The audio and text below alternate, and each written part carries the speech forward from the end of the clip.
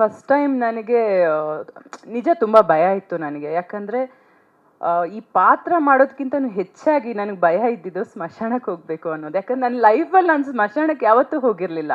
ಯಾಕಂದ್ರೆ ನಮ್ಮಲ್ಲಿ ಇದಿಲ್ಲ, ಸ್ಮಶಾನಕ್ಕೆ ಹೋಗಬಾರ್ದು ಅಂತೆಲ್ಲ ಹೇಳ್ತಾರಲ್ಲ. ಮತ್ತು ನನಗೆ ತುಂಬ ಭಯ.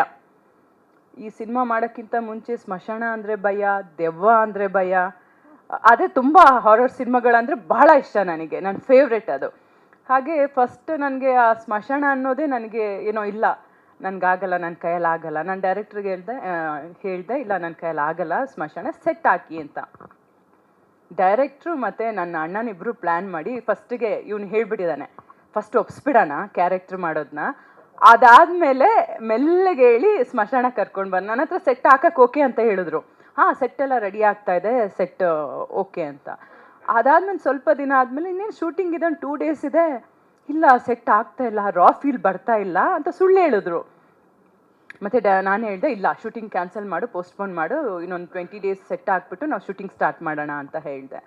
ಅಷ್ಟೊತ್ತಲ್ಲಿ ಡೈರೆಕ್ಟ್ರು ಬಂದರು. ಇವ್ನಿಗೆ ಗೊತ್ತು ನಾನು ಯಾರ ಮುಂದೆನೂ ಫೇಸ್ ಟು ಫೇಸ್ ನಾನು ಇಲ್ಲ ಅಂತ ಹೇಳೋಕ್ಕಾಗಲ್ಲ, ನನಗೆ ಆ ಸ್ವಭಾವದವಳಲ್ಲ ನಾನು.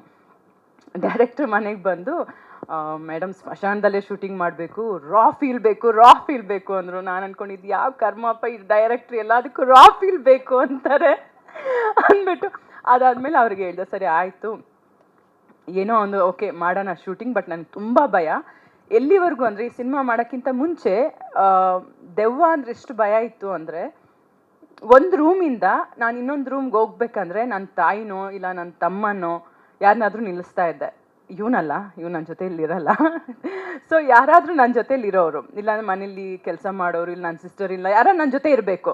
ನಾನು ರೂಮ್ಗೆ ಹೋಗ್ತೀನಿ ಅಂದರೆ ಅವ್ರು ನನ್ನ ಜೊತೆ ಬರಬೇಕಾ, ಅಷ್ಟು ಭಯ ಇತ್ತು ನನಗೆ ದೆವ್ವ ಅಂದರೆ. ಆದರೂ ದೆವ್ವಗಳ ಸಿನಿಮಾ ಯಾವುದು ಬಿಡ್ದಿರೋ ಪ್ರತಿಯೊಂದು ಸಿನಿಮಾನೂ ನೋಡ್ತಾ ಇದ್ದೆ ನಾನು. ಈ ಸಿನಿಮಾ ಮಾಡಿ ಅದೇನೋ ಗೊತ್ತಿಲ್ಲ ನನಗೆ, ಆ ದೆವ್ವ ಅನ್ನೋದು ಆ ಭಯನೇ ಹೊರಟೋಗಿದೆ ನನಗೆ. ಈಗ ನೀವು ಒಬ್ಬಳೇ ಮಧ್ಯರಾತ್ರಿ 2 ಗಂಟೆಗೆ ಹೋಗಿ ಸ್ಮಶಾನಕ್ಕೆ ಒಬ್ಬಳೇ ಹೋಗು ಅಂದರೆ ನಾನು ಹೋಗ್ಬಿಟ್ಟು ಬರ್ತೀನಿ, ಅಷ್ಟು ಧೈರ್ಯ ಬಂದಿದೆ ನನಗೆ. ಅದು ಏನು ಶಕ್ತಿನೋ ಗೊತ್ತಿಲ್ಲ.